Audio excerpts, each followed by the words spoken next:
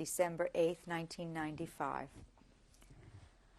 Magda, we left off on the last tape speaking about punishments that you witnessed. What were they? Examples were made of hangings and shootings in public for us to see, so that no one would step out of line and obey the rules. And I could not tell you why these people were punished or what the reason was, but there were examples of punishment. Were you punished in Auschwitz? No.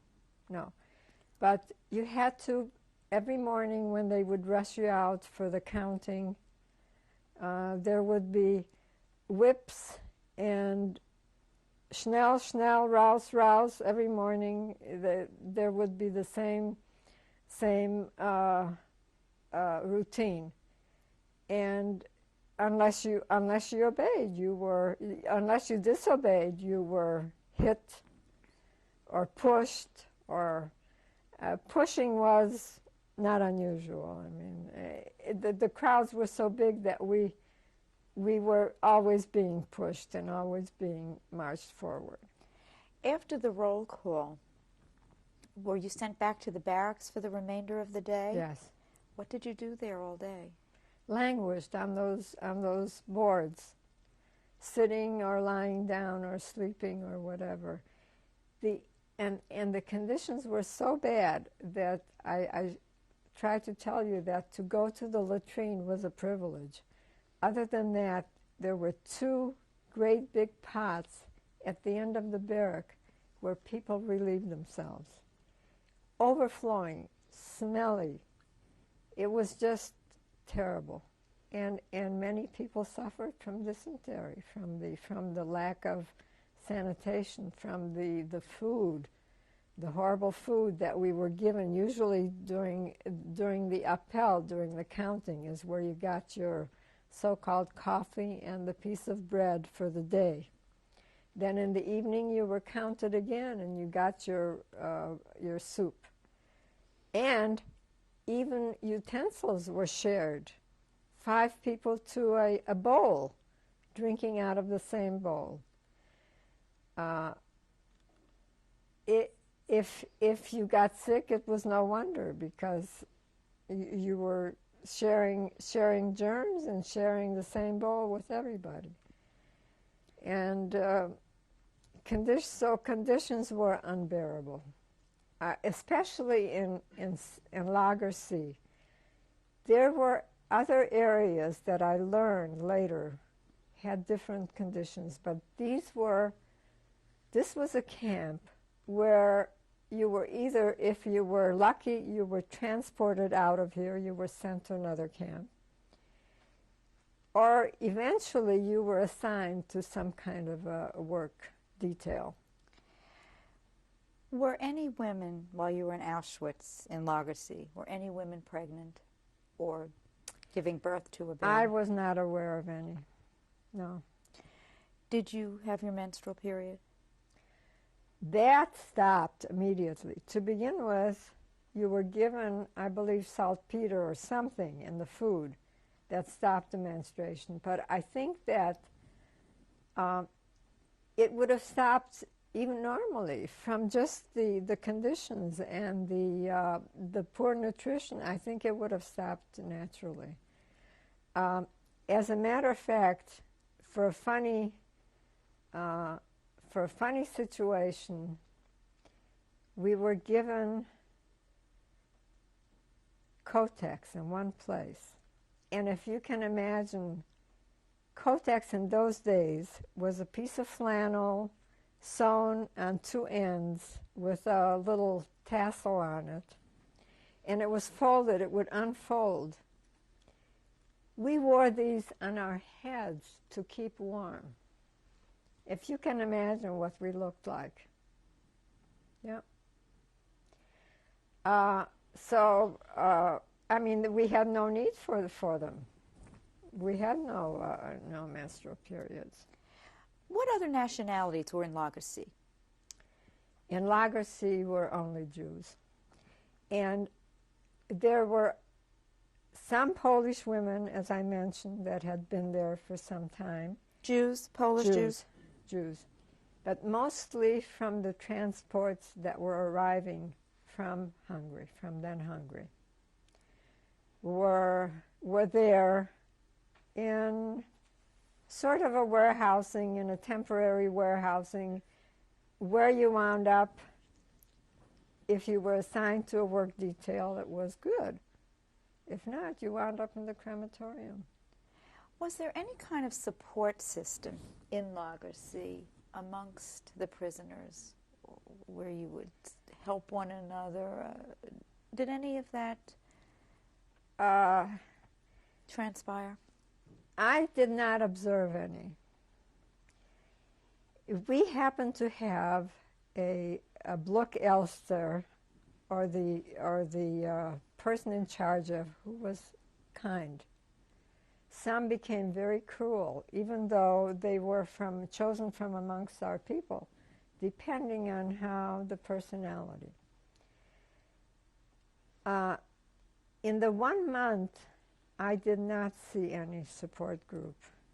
We just tried to stay together as much as we could, just support each other morally, because there was no, it was a dog-eat-dog existence, everyone for themselves. It was an animal existence, if you could even blame it on animals. I think they exist better than we did.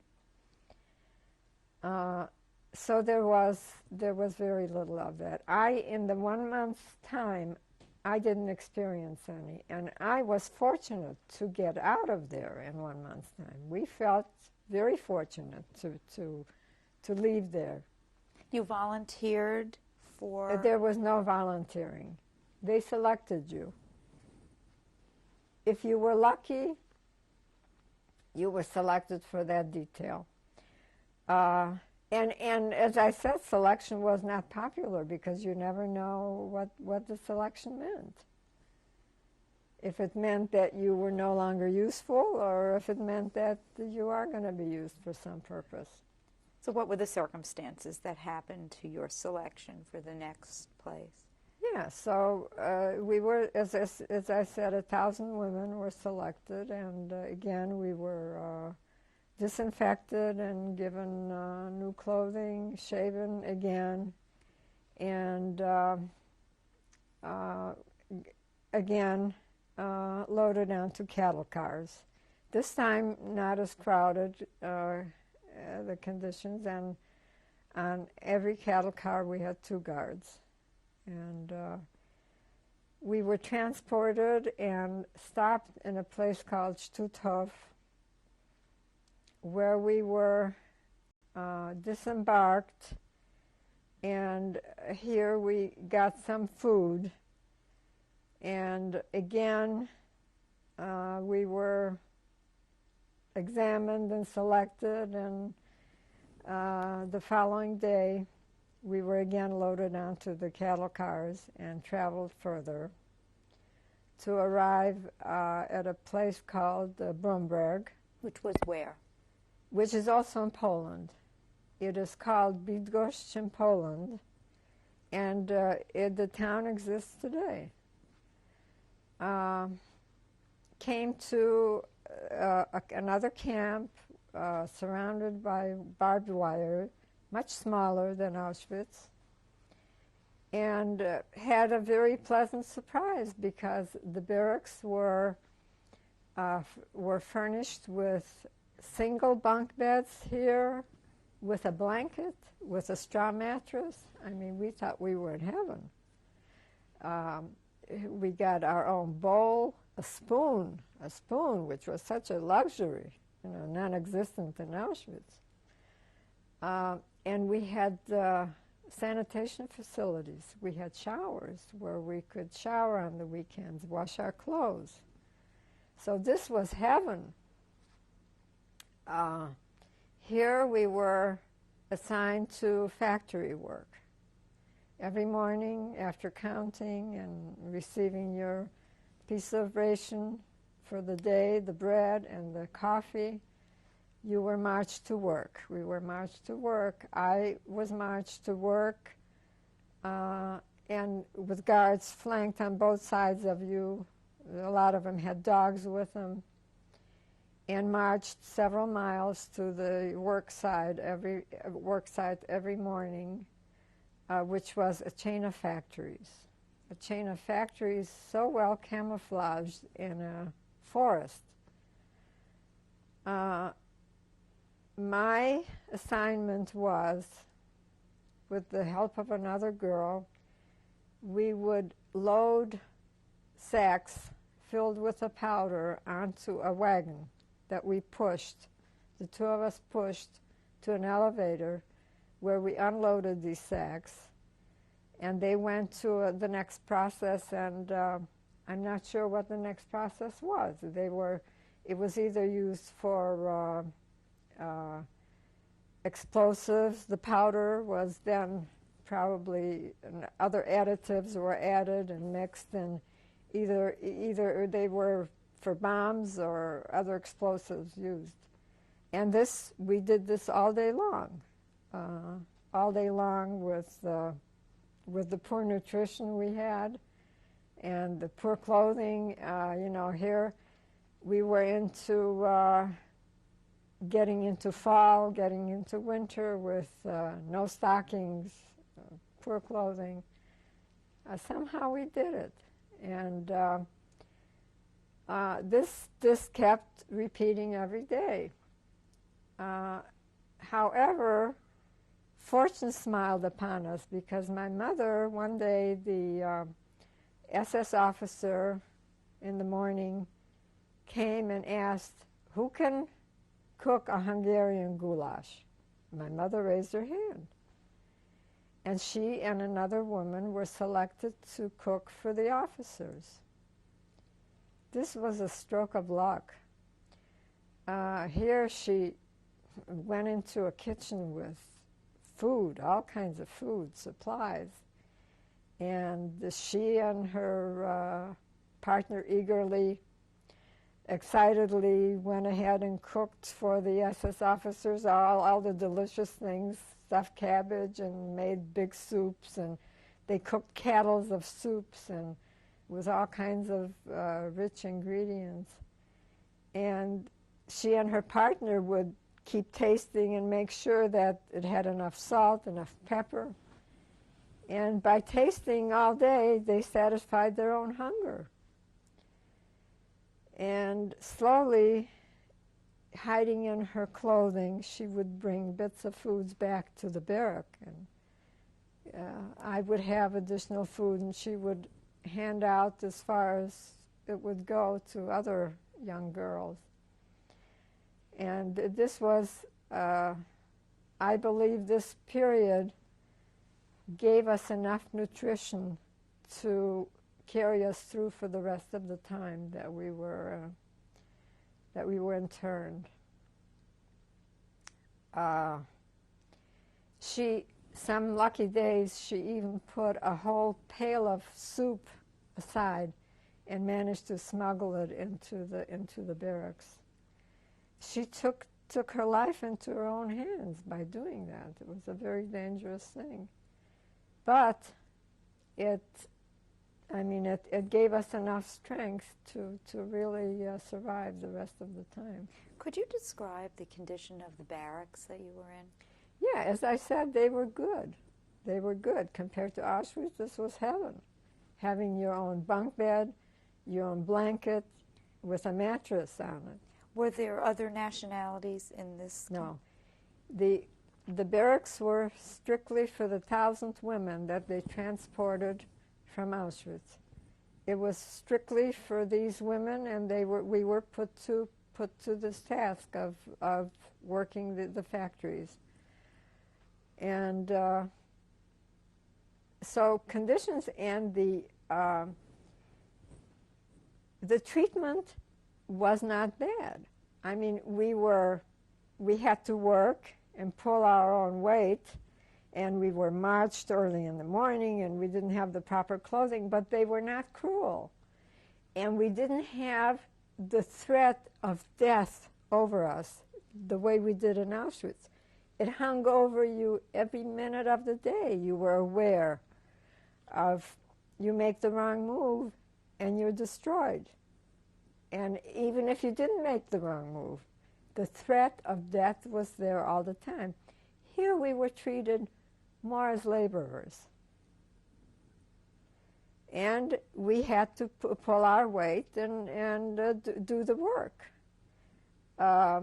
There were guards at the workplace that made sure that you did your work and you pulled your weight. Was there any contact at all with the civilian population while you were working in the factory? At the factory, there were civilian Polish people, yes. To communicate with them was verboten. You were not allowed. But occasionally, in my wagon, I would find a piece of bread that a civilian person took pity on us and left it there. So there were good people, but there was no communication. It was very, very strict and very risky to speak to anyone. Do you remember any of the SS? Were there SS guards at Bromberg?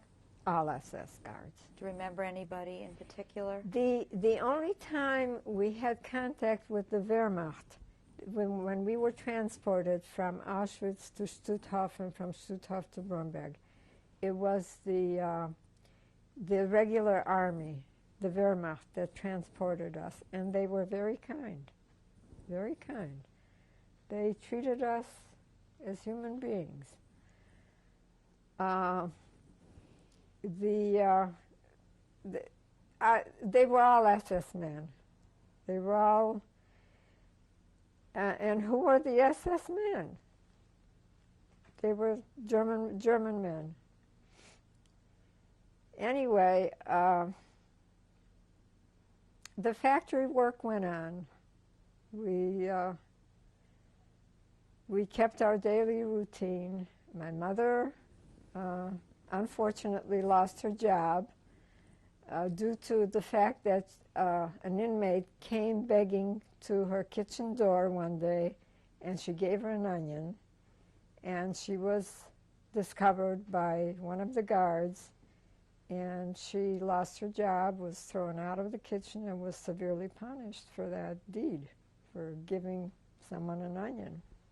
What a valuable thing. She was punished by having to stand on the chimney of a bunker for many hours with a pail of water, heavy pail of water in each hand, having to stand there. And all day, when we returned from the factory, she was still standing there. It was evening and night, and it was cold and the wind blowing, until she was finally let down. And I remember trying to warm her up. She was frozen.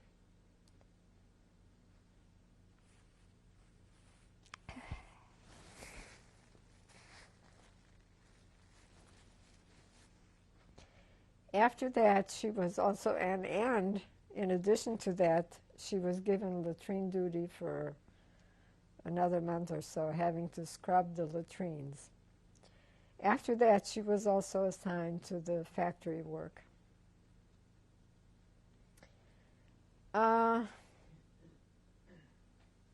Things were going along until our guards were starting to treat us cruelly. They were nervous, they were restless, they were hitting, they were pushing, they were whipping. And the only thing we could realize is that possibly, and also our food rations were being cut. I mean, as little as we got, even they were being cut. Pretty soon, the factory work stopped. There were no supplies getting through. So all we could surmise is that the war effort was not going well. that things were going badly for the war effort, for Hitler's war. After the factory work stopped, they would march us out into the forests in the snow to pick wood, while the German man built a bonfire, and would sit around the bonfire. They made us pick wood in the snow.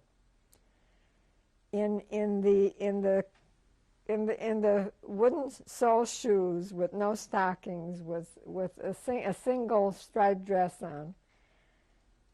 A lot of us froze. I don't know how we survived, but we did.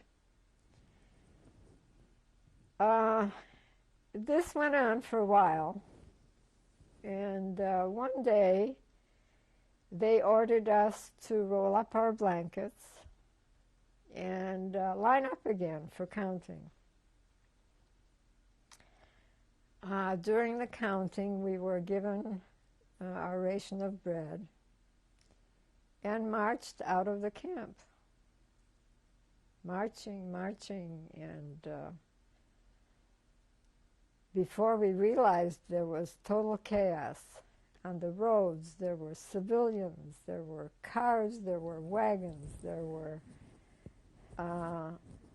other camps being marched by their guards. There were total chaos.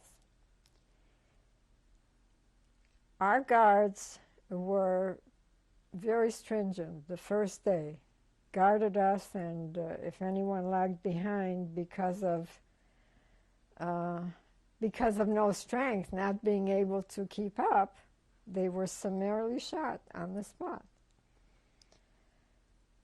So this kept on.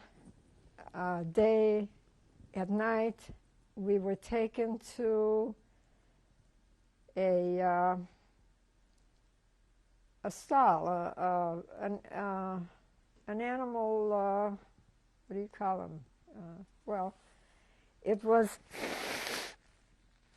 a farmhouse that had a great big warehouse with straw in it, and they housed us overnight there. We were frightened. It was a frightening thing because we thought, well, this is the end of us. They're going to set a barn. They're going to set the barn on fire, and this is the end of us. But lo and behold, morning came, we were marched out again, and continued with this total chaotic situation. But before we realized, they were running so fast because of the Russian army approaching that the German population, or our own guards, were worried for their own lives by now. They couldn't care anymore. They were just running away from the encroaching Russian army, excuse me. So we realized that one by one, our guards were disappearing on us. How many days was this now that you were marching? About 2 days. They were disappearing on us, and we were just left there. So my mother said, well, this is the time. We didn't have the strength to go any further. It was towards dusk, and we started following a light in the distance. And a group of us, probably 10, 15 girls, we just went and followed this light and came upon this farmhouse. It was February, snow, bitter cold. We knocked on the door, and the Polish people, came to the door, and they were very kind and let us come in. But it was frightening. As we came into the house, around the table sat SS men, German civilian people, drinking a cup of hot water. It was so cold that just to come in and warm up a little bit was a treat. And it was frightening because we didn't know, you know, what their response is going to be. But as I said, at this point, they just cared for their own lives anymore, and they didn't threaten us, didn't bother us. And this went on. I mean, the evacuation and the running away, it took days, and people were coming and going from this house. And the people did anything, the people who owned the house did anything they could. To us, they were very kind. They shared boiled potatoes with us and anything they had, and let us stay. And we stayed. We stayed for several days because there was a front line. The Russians, there was a battle between the Russian and the German troops. You could hear artillery, you could hear gunfire. And and there were snipers still days afterwards that were still resisting the Russian army. The Polish family were really frightened for their own lives, and they would, at night, they would go into the forest to hide because they were afraid that the house would be a target and would be set on fire or it would catch artillery or something. We didn't budge. We stayed in the house because we could hardly wait for the Russian army to occupy. This meant liberation for us. And the Polish people were grateful because when they came back in the morning, they said, "Oh, our house was spared because you were here." And so we stayed several days until things calmed down and we could no longer hear artillery fire. But there was no future in staying there. We had to move. I mean, here we were liberated. So what does liberation mean when you are in poor health, no clothing, no money? Where do you turn? So we started out, we walked, we thought we'd go back to Bromberg, go back to the big city, see what can be had there. Here are still our wooden shoes.